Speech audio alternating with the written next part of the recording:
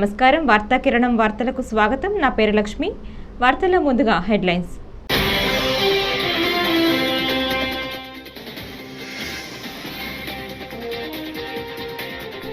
Law and ఆర్డర్పై శ్వేతపత్రం విడుదల చేసిన CM Chandrababu.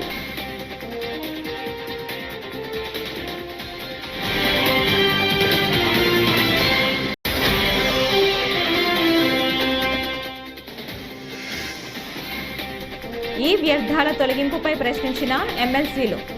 సమాధానమిచ్చిన deputy CM Pawan Kalyan.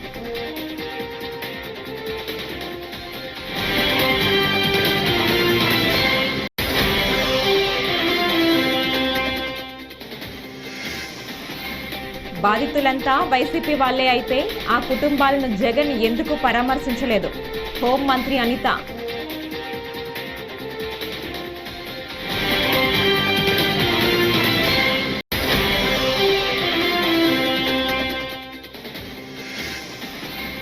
Amaravati railway మార్గం నిర్మాణానికి 2047 కోట్లు భారత రైల్వే శాఖ కేటాయించింది. విజయవాడ డిఆర్ఎం నరేంద్ర. ఇక డీటెయిల్స్ చూస్తే సీఎం చంద్రబాబు వివిధ శాఖలపై వరుసగా శ్వేతపత్రాలు విడుదల చేస్తున్నారు. ఇవాళ శాంతి భద్రతల అంశంపై ఏపీ అసెంబ్లీలో శ్వేతపత్రం విడుదల చేశారు. ఈ సందర్భంగా చంద్రబాబు శ్వేతపత్రంలోని అంశాలను సభకు వివరించారు. రాయలసీమలో ఫ్యాక్షనిజం లేకుండా పోవటానికి టీడీపీనే కారణమని స్పష్టం చేశారు. టీడీపీ హయాంలో గతంలో హైదరాబాదులో మత కల్లోలాలను ఉక్కుపాదంతో అణిచివేశామని చెప్పారు. గ్రే హౌండ్స్ ఇంటెలిజెన్స్ బ్రాంచ్లు ఏర్పాటు చేశామని, హైదరాబాదులో ప్రశాంతత వాతావరణం నెలకొనేందుకు కృషి చేశామని, తద్వారా హైదరాబాదులో పెట్టుబడులకు అంతర్జాతీయ సంస్థలు రావడానికి మార్గం సుగమం అయ్యిందని చంద్రబాబు వివరించారు. ముఖ్యమంత్రులు కేంద్రంలో మంత్రులు తర్వాత వచ్చారు. కానీ నాకు చరిత్ర అంతా కూడా చూస్తూ ఉంటాం కదా, దేశ రాజకీయాల్లో ఉంటే ఎక్కడ నాకు ఎవరు తగల్లా కాదు. ఒక అతను దొరికాడు, ఒక నార్త్ కొరియాలో ప్రెసిడెంట్ ఉన్నాడు. చరిత్రలో ఒక అతను ఏంటంటే పాబ్లో ఎస్కోబార్ గవేరియా. అతను ఇదేనండి, ఎస్కోబార్ అనే వ్యక్తి కొలంబియన్ డ్రగ్ లార్డ్. ఇతను నార్కో టెర్రరిస్ట్. అతను పాలిటీషియన్ అయిపోయాడు. అతను ఏం చేశాడంటే మొత్తం ఒక లీడర్గా తయారై మెడిలిన్ కార్టెల్ అనే పేరు పెట్టి ఈ డ్రగ్స్ అమ్మడానికి కారిడార్స్ ఎస్టాబ్లిష్ చేశాడు. ఎస్టాబ్లిష్ చేసి మొత్తం దీంట్లో $30 బిలియన్ డబ్బులు సంపాదించి అది ఈరోజు $90 బిలియన్ వర్త్ ఆఫ్ వెల్త్ సంపాదించాడు. దీంట్లో ఇది సంపాదించిన తర్వాత మీరు ఒకసారి చూస్తే 76లో అరెస్ట్ అయ్యాడు. 80లో #1 and richest drug lord of the world. Drugs కూడా మీ ప్రపంచంలో రిచెస్ట్ ఫెలో కావచ్చు, వ్యాపారాలు చేసి కావచ్చు. కానీ ఇప్పుడు మాజీ ముఖ్యమంత్రి ఉద్దేశం ఏంటి? ఆయన కూడా అదే కావాలి. ఆయన ఏమనుకున్నా అంటే టాటా, రిలయన్స్, అదానీ ఇలాంటి వాళ్ళు డబ్బులు ఉన్నాయి, వాళ్ళకంటే నేను ఎక్కువగా సంపాదించాలనేది ఆయన కోరిక. నేను అందుకే ఒక మాట చెప్పాను మీకు, కొంతమందికి నీడ్ ఉంటుంది, కొంతమందికి గ్రీడ్ ఉంటుంది, కొంతమందికి మేనియా ఉంటుంది, పిచ్చ ఉంటుంది. మెకనస్ గోల్డ్ అదే పిచ్చ. అలాంటి పిచ్చబట్టిన వాళ్ళు ఇవన్నీ చేస్తారు. ఆ తర్వాత 82లో ఎంపీ అయ్యాడు, కొలంబియా పార్లమెంట్ ఎంపీ అయ్యాడు. 82లో అమెరికా అరెస్ట్ చేయాలంటే మేడ్ డీల్ విత్ కొలంబియా ప్రెసిడెంట్తో ఇతను ఓన్ ప్రిజన్ ఒకటి క్రియేట్ చేసుకొని లా క్యాథెడ్రల్ అనే ఒక ప్రిజన్ మంచి హిల్స్లో కట్టుకొని అక్కడే ఉంటా అన్నాడు. అనే పెట్టారు. అక్కడిని తప్పించుకొని మళ్ళా వెళ్ళాడు. వెళ్ళిన తర్వాత 86లో ఈ killed minister of justice. Colombia minister law మినిస్టర్ని చంపేశాడు. అక్కడి నుంచి 85లో సుప్రీంకోర్టు పైన అటాక్ చేశాడు. Palace of justice seize. 107 మందిని ఇంక్లూడింగ్ 11 మంది జడ్జిలు చెప్పారు. తగలబెట్టారు. నాకు తెలియదు, ఇవన్నీ చూడాలి. సినిమా కూడా ఉందంట, బాగుందా? అది చూడాలి. ఇప్పుడు మీరందరూ కూడా రాష్ట్ర ప్రజానికి మొత్తం చూడాలి. 89లో killed president for expelling Escobar from politics. ఒక ఆయన మాట్లాడాడు, ఇలాంటి వాడు ఉండకూడదు, వీళ్ళంతా కూడా డ్రగ్ వీళ్ళు ఉండకూడదని చెప్పిన నేరానికి అతను చంపేశారు. అంటే ఇంకొక పక్కన 89లో bomb DAS building bombing department అన్నమాట, సెక్యూరిటీ హెడ్ క్వార్టర్స్ ని పూర్తి. ఆంధ్రప్రదేశ్లో ఇప్పటికే తెదేపా కార్యకర్తలపై దాడులు కొనసాగుతున్నాయని ఏపీ హోంమంత్రి వంగలపూడి అనిత అన్నారు. అసెంబ్లీలో అనిత మాట్లాడుతూ తమ పార్టీ కార్యకర్తలపై దాడులు చేస్తూ రాష్ట్రంలో 36 హత్యలు జరిగాయని, ఢిల్లీలో జగన్ అబద్ధాలు చెప్తున్నారన్నారు. హత్యకు గురైన వారి పేర్లు అడిగితే జగన్ చెప్పలేకపోయారని, అసెంబ్లీకి వచ్చి ఆ పేర్లు చెప్పే దమ్ము ఆయనకు లేదా అంటూ నిలదీశారు. అధ్యక్ష, ఎందుకంటే అధ్యక్ష ఉత్తరాంధ్రలోని ఒక సామెత ఉంటుంది అధ్యక్ష, అది ఇక్కడ చెప్పొచ్చో చెప్పకూడదో తెలియదు కానీ తప్పైతే క్షమించండి, తప్పైతే రికార్డులను తొలగించండి, తప్పు కాకపోతే మాత్రం ఉంచండి అధ్యక్ష. మొగుడిని కొట్టి మొగసాలు ఎక్కిందట, ఇలా మాట్లాడతారు అధ్యక్ష ఉత్తరాంధ్రలోని కూడా. ఎందుకంటే కొట్టేసి ఎక్కడ దాక్కుంటారనమాట. వీళ్ళ పరిస్థితి ఎలా ఉందంటే అధికారం కోల్పోయి 11 సీట్లకే పరిమితం అయినప్పటికీ కూడా తిరిగి వచ్చి టీడీపీ కార్యకర్తల మీదే దౌర్జన్యాలు చేసి టీడీపీ కార్యకర్తలని చంపి మళ్ళా పైగా వాళ్ళ మీద ఏవో దాడులు జరిగిపోతున్నాయో, వాళ్ళ తాలూకా వాళ్ళు ఎవరు చంపేస్తున్నారని చెప్పి ఇక్కడెక్కడా ప్లేస్ లేనట్టుగా ధర్నా చేయడానికి ఢిల్లీ నడివీధుల్లోకి వెళ్ళి కూర్చొని మేము ధర్నా చేస్తామన్నా 11 మందితో వెళ్ళి కూర్చొని ధర్నా చేయడం అన్నది చూస్తూ ఉంటే చాలా విడ్డూరంగా అనిపిస్తుంది అధ్యక్ష. ఎందుకంటే ఈ మాట చెప్తున్నాను అధ్యక్ష, లాస్ట్ 5 సంవత్సరాలు అంటే మొన్న గవర్నమెంట్ వచ్చింది, అతను టీడీపీ ఎన్డీఏ కూటమి వచ్చిన తర్వాత నుంచి ఈ రోజు వరకు పొలిటికల్ హత్యల్లో ఒక 4 హత్యలు జరిగితే ఆ 4 హత్యల్లో ముగ్గురిని తెలుగుదేశం పార్టీ కార్యకర్తలనే చంపేసిన పరిస్థితి కూడా మనందరికీ కూడా తెలుసు అధ్యక్ష. ఈ విషయాన్ని కూడా చాలా క్లియర్ గా మేమందరం కూడా ప్రెస్ లో కూడా చెప్పడం జరిగింది, విత్ క్రైమ్ నెంబర్స్ నేనైతే ఇవ్వడం జరిగింది అధ్యక్ష. ఇవన్నీ పక్కన పెడితే ఇప్పటికీ కూడా చాలా మంది తెలుగుదేశం పార్టీ కార్యకర్తల మీద వైఎస్ఆర్సీపీ నాయకులు సోషల్ మీడియాలో దాడి చేస్తున్నారు, వ్యక్తిగతంగా దాడులు చేస్తున్నారు, వాళ్ళ ఆస్తుల మీద దాడులు చేస్తున్నారు. అంటే ఇప్పటికీ కూడా అంటే ఎందుకు చెప్తున్నానంటే వాళ్ళు తిరిగి మేం చేస్తున్నామని చెప్పి టీడీపీ వాళ్ళు చేస్తున్నారు, జనసేన వాళ్ళు చేస్తున్నారు, బీజేపీ వాళ్ళు చేస్తున్నారని చెప్పి ఢిల్లీ నడివీధుల్లో కూర్చొని 36 మంది పొలిటికల్ హత్యలు జరిగినాయని ఎంత సిగ్గు లేకుండా మాట్లాడుతున్నారో ఒకసారి మనం కూడా ఆలోచించుకోవాలి అధ్యక్ష. ఇది రాష్ట్ర ప్రతిష్టకు సంబంధించిన విషయం అధ్యక్ష.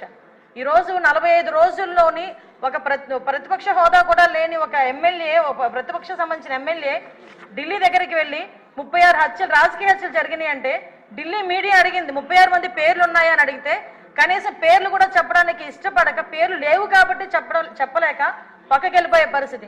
ఈరోజు మేము అడుగుతున్నాం, అరే 36 హత్యలు జరుగుతున్నాయని అడుగుతున్నావు, ఎక్కడికో వెళ్ళి మాట్లాడుతున్నావు, అసెంబ్లీ సమావేశాలు జరుగుతున్నాయి అక్కడికి వెళ్ళి ధర్నా చేసావు.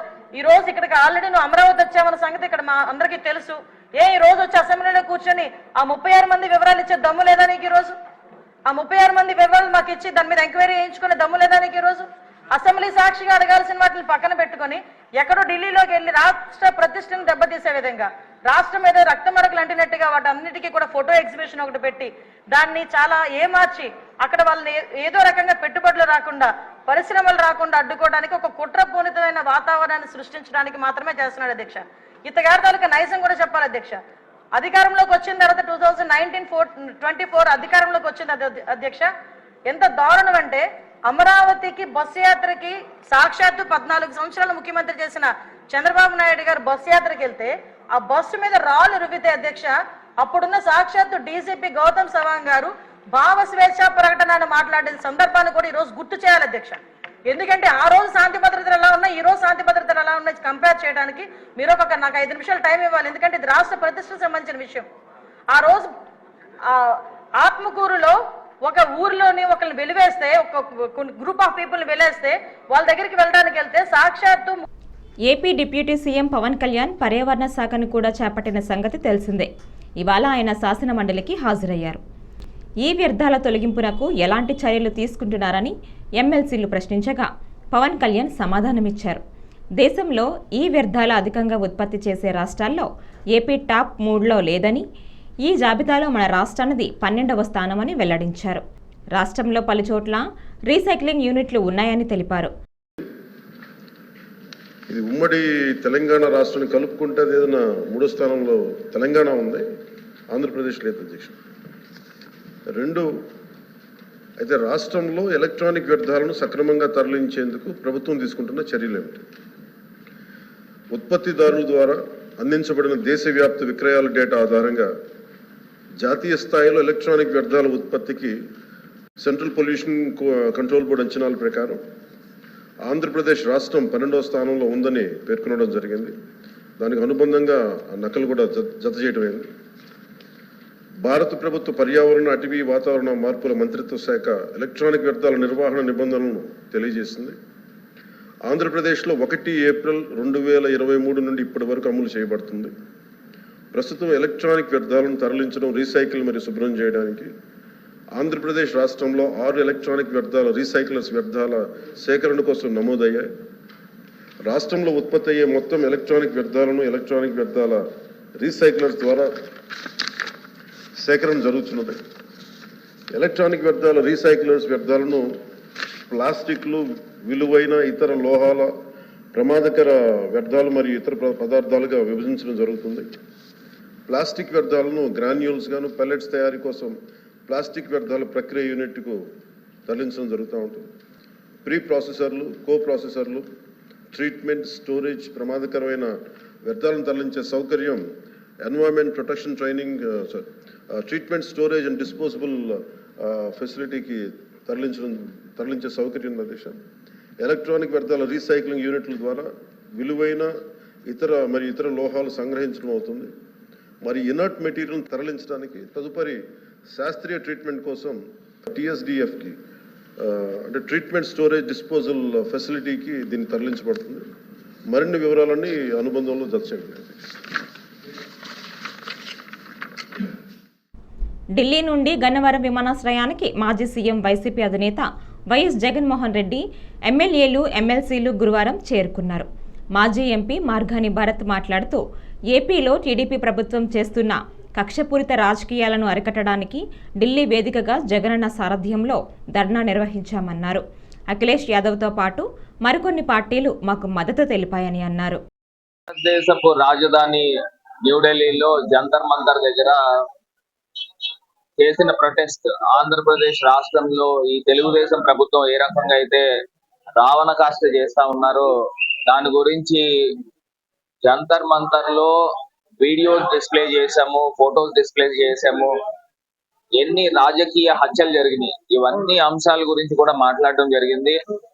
ప్రధానంగా ఏవైతే రాజకీయ పార్టీలు వచ్చి ఇక్కడ మద్దతు తెలిపారు, మీకు అఖిలేష్ యాదవ్ గారు కానీ, టీఎంసీ కానీ, శివసేన కానీ, ఈ పార్టీలన్నీ కూడా వచ్చి మద్దతు తెలపడం జరిగింది. అంటే చంద్రబాబు నాయుడు గారి యొక్క దుర్మార్గపు పాలన ఏ రకంగా ఉందో ఒక్కసారి ప్రజలందరినీ కూడా గమనించమని కోరుతా ఉన్నాం. ఖచ్చితంగా దేశ ప్రధానమంత్రి గారిని, ప్రెసిడెంట్ ఆఫ్ ఇండియాను కూడా కలుస్తాము. అపాయింట్మెంట్స్ కూడా రిక్వెస్ట్ చేసాం. ఖచ్చితంగా అపాయింట్మెంట్స్ వచ్చిన తర్వాత ఆంధ్రప్రదేశ్ రాష్ట్రంలో ఈ కక్షపూరితమైన ఈ అంశాల గురించి ఇక్కడి నుంచైనా ఫుల్ స్టాప్ పెట్టమని ఢిల్లీ వేదికగా మరి జగన్ అక్కడికి వచ్చి గర్జించడం జరిగింది. ఖచ్చితంగా రాబోయే రోజుల్లో ఏదైతే చంద్రబాబు నాయుడు గారికి తగిన గుణపాఠం తెలియపరుస్తారని భావిస్తాం. అమరావతి రైల్వే మార్గం నిర్మాణానికి 2047 కోట్లు భారత్ రైల్వే శాఖ కేటాయించింది. 56 కిలోమీటర్ల మేర రైల్వే లైన్కు సంబంధించిన DPR పూర్తయింది. దీనికి నీతి ఆయోగ్ కూడా అనుమతిచ్చిందని విజయవాడ రైల్వే DRM నరేంద్ర ఏ పాటిల్ తెలిపారు. బుధవారం విలేకరుల సమావేశంలో ఆయన మాట్లాడుతూ రాష్ట్రానికి బడ్జెట్లో అత్యధిక ప్రాధాన్యం ఇచ్చారన్నారు. 9,152 కోట్లు కేటాయించారని చెప్పారు. Interim budget 500 crores have been allotted. Similarly, Kazipet to Vijayawada third line project also have been given a 310 crore interim budget allotment. Apart from that, these were some of the major budget allotment. The details will be available when we get the detailed pink book. And in a short while, Honorable Railway Minister will also be addressing the media across the country.